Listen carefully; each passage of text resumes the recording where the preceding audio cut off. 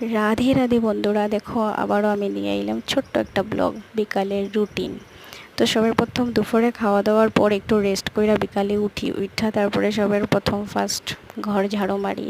ঘরটার ঝাড়ু মারার পর নিজে হাত মুখটি ধুয়ে, কারণ গরম দিন তো অনেক গরম লাগে, তো নিজে হাত মুখ ধুইয়া ইয়া ফ্রেশ হইয়া একটু বিছনাটা ঠিকঠাক করি। বিছানাটা ঠিকঠাক করার পরে একটু কাপড় থাকে, তো যেগুলি কাপড়গুলি মানে সারাদিন জমায় রাখি, কারণ দুপুরে তো গুছাইতে পারি না, তার লিগা বিকালবেলা ফ্রেশ হয়ে ঠিকসে আরামসে ঠিক মতো গুছাই জায়গার বস্তু জায়গায় রেখে দিই।